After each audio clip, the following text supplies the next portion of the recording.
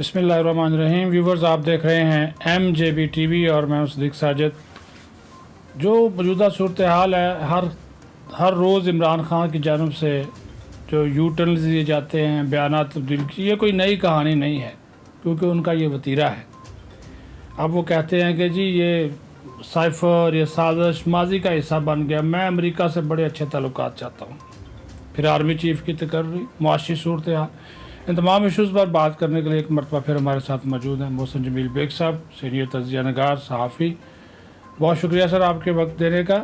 عمران خان صاحب کی بات سے آغاز کرتے ہیں. آج اخبارات میں بڑی بڑی لیڈیں لگی ہوئی ہیں، اور حالانکہ ان کے جو لوگ ہیں وہ اس کو کہہ رہے ہیں جی بڑا سیاق و سباق سے ہٹ کر پیش کیا گیا، اور یہ بھی انہوں نے کہا جی امپورٹڈ حکومت پہ ڈال دیا کہ یہ جی ان کی یہ صحافی ان کے اپنے ہیں، اپنا مرضی کا ترجمہ کیا، یہ کیا وہ کیا.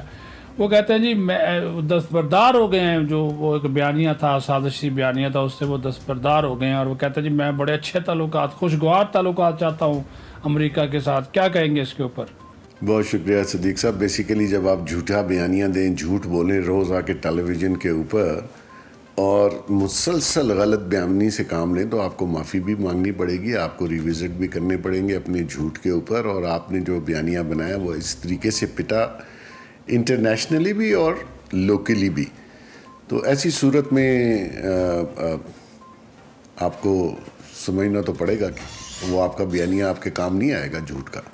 اچھا بھائی صاحب، وہ تو کہتے تھے ایک سائفر آیا اور وہ سائفر نے میری حکومت گرا دی، اور اس کی وجہ سے ایک انٹرنیشنل سازش ہوئی، امریکہ آیا، میر جعفر اس میں شامل تھے.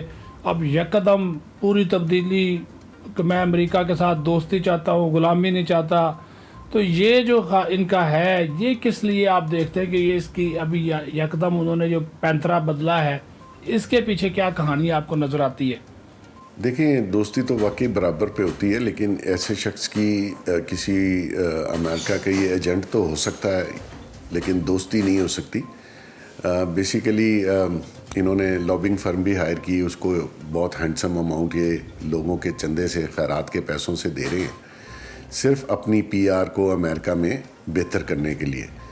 اور اس میں بیسیکلی صدیق صاحب جیسے امریکہ میں لابنگ فرم کام کرتی ہیں، وہ یہی ہوتا ہے کہ آپ مختلف ملکوں کے لیڈر جو ہیں وہ امریکہ میں اپنی لابنگ کے لیے فرمیں ہائر کرتے ہیں تاکہ ان کی پی آر بہتر ہو. اگر خان صاحب اتنا ہی کوئی غلامی کا شوق نہیں ہے تو پی آر فرم رکھنے کی ضرورت کیا تھی؟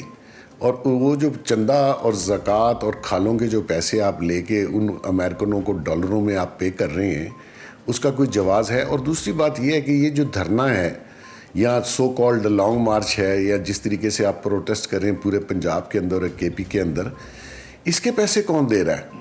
آیا تحریک انصاف دے رہی ہے؟ کس مد سے دے رہی ہے؟ آیا کوئی لیڈر دے رہا ہے؟ کس چیک سے، کس بینک اکاؤنٹ سے یہ پیسے جا رہے ہیں؟ یہ بھی تو حکومت وقت کو سوچنا چاہیے کہ ان کا پروب ہونا چاہیے. اور اسحاق ڈار صاحب کو چاہیے کہ وہ فائنینشیل ایڈوائزرز کو اور کہیں کہ اس کو پروب کرے. یہ تو مال بھی بیچارے لوگوں کا، اور جھوٹ بھی لوگوں سے، اور غلط بیانی، اور پورا جو ہے وہ لوگوں کو روز آ کے ریکارڈڈ میسیج. میں تو اس بات سے بھی بڑا حیران ہوں کہ ہمارے میڈیا میں ریکارڈڈ میسیج جو ہے یا اسپیچ جو ہے ریکارڈڈ، وہ صرف پیڈ ہو کے چل سکتی ہے. اس کو لائیو کر کے کیسے آپ چلا سکتے ہیں؟ تو یہ عجیب سا کام ہو رہا ہے اس ملک میں. میں تو حیران ہوں. اور جس طریقے سے یہ اداروں کو ہٹ کر رہا ہے اور جس طریقے سے متنفر کر رہا ہے لوگوں کو، یہ تو ملک دشمنی سے بھی آگے کی کوئی بات ہے. اچھا بیگ صاحب، جو ایک بڑی آج کل ڈسکشن ہو رہی ہے آرمی چیف کی تقرری کے حوالے سے، اس کو بھی وہ متنازعہ بنا رہے ہیں، بلکہ ایک طرح کا انہوں نے متنازعہ بنا دیا ہے. وہ کہتے ہیں جی وہ نواز شریف کا کہ وہ جی باہر لندن بیٹھا ہوا مفرور ہے، بگوڑا ہے، وہ کس طرح آرمی چیف کا فیصلہ کر سکتا ہے؟ یہ بددیانت حکمران ہیں، یہ کیسے ایک آرمی چیف کو تقرر کر سکتے ہیں؟ تو وہ یہ پریشر کس پہ ڈال رہا ہے؟ فوج پہ ڈال رہا ہے، حکومت پہ ڈال رہا ہے؟ کیوں اس قسم کا کہ پوری ایک انتظامی تقرری اس کو متنازع بنا رہا ہے؟ صدیق صاحب، بیسیکلی یہ لڑائی پچھلے نومبر سے اس نومبر تک پہنچ گئی ہے. اس کی بیسک وجہ یہی تھی کہ اپنی مرضی کا چیف، دیکھیں سارے چیف تو ہسٹری میں موسٹلی نواز شریف نہیں لگائے، اور اس کا نقصان بھی اس نے خود ہی اٹھایا. اور ہر بار جس چیف کو بھی لے کے آیا وہ چیف نواز شریف کے اگینسٹ ہی گیا. لیکن یہ لانا چاہ رہا تھا اپنا مرضی کا چیف، جس نے آرمی کو بھی ڈیوائڈ کیا. ان کا نام ہے فیض صاحب نے وہ کمال کر کے دکھایا کہ پوری انسٹیٹیوشن کو بدنام کیا, پوری سیاست کو خراب کر دیا, پٹواری سے لے کے اے سی سے لے کے تھانے دار تک پوسٹنگیں ٹرانسفریں وہ کرواتے رہے.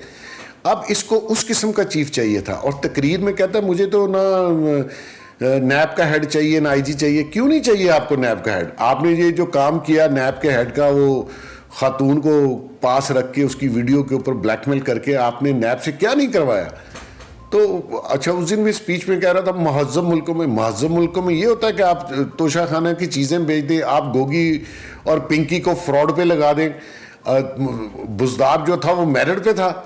آپ کا کیا اختیار ہے؟ جو وقت کا پرائم منسٹر ہے وہ آرمی چیف لگاتا ہے, اور آرمی چیف میرٹ پہ لگے گا, جو بھی سینئر ہوگا اسی حساب سے ہوگا.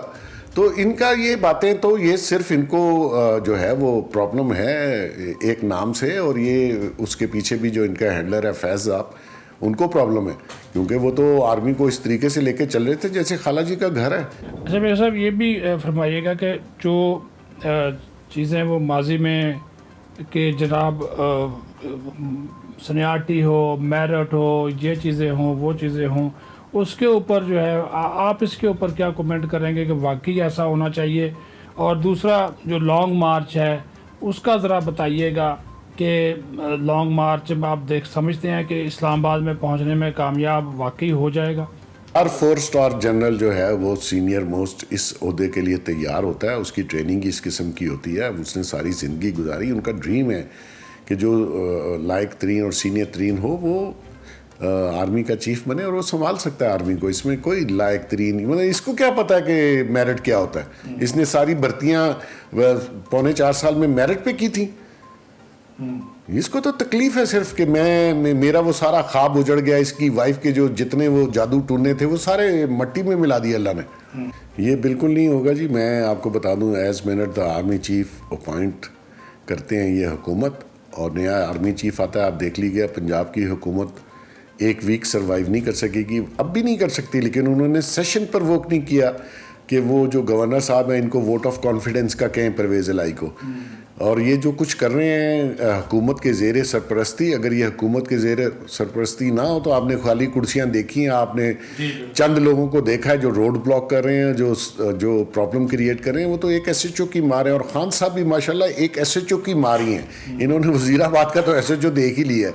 اور یہ ڈر کیوں رہا ہے؟ دیکھیں آپ, کمال کی بات ہے, یہ وزیر آباد میں حادثہ ہوتا ہے اور یہ جاتا ہے شوکت خانہ میں 2-2.5 گھنٹے کے سفر پہ, کیونکہ اس کو پتہ ہے میرا بلڈ ٹیسٹ ہو گیا تو میں مارا جاؤں گا, سب کچھ قوم کے سامنے آ جائے گا. یہ جو جھوٹ اور غلط بیانی سے کام لے رہا ہے, یہ میں سمجھتا ہوں کہ قوم کو جلدی پتہ چل جائے گا اس کے سارے پلانز کا. تو آپ اسی وجہ سے جو کچھ ٹویٹس بھی ہوئے ہیں بلڈ ٹیسٹ کے حوالے سے, آپ بھی اسی طرف اشارہ کر رہے ہیں؟ بالکل وہی ہے. اچھا, اس دماغ کے, اس ذہن کے آدمی جو انڈر انفلوئنس ہے ڈرگز کے, اس سے آپ کیا توقع کر سکتے ہیں جو قوم کا لیڈر کہلاتا ہے اپنے آپ کو.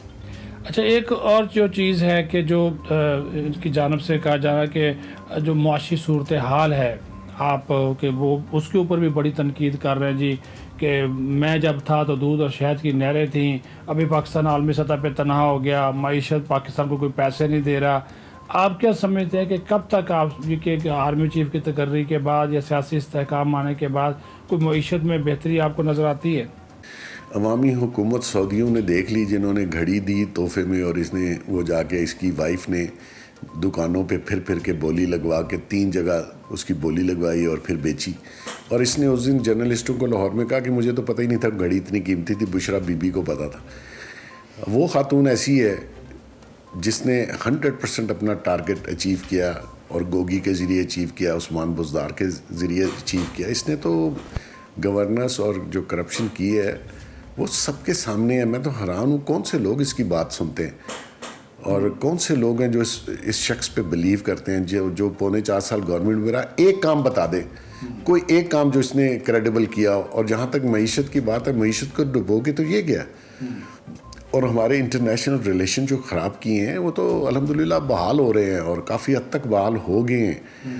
اور اس کے منہ سے سعودی ولی عہد کا نہ آنا، تو میں اس کو شرم آنی چاہیے کہ آپ نے ان کے ساتھ کیا کیا، ہار بیچ دیے، چیزیں بیچ دیں، گھڑی بیچ دی، کس منہ سے آپ اس شخص کا نام لے رہے ہیں؟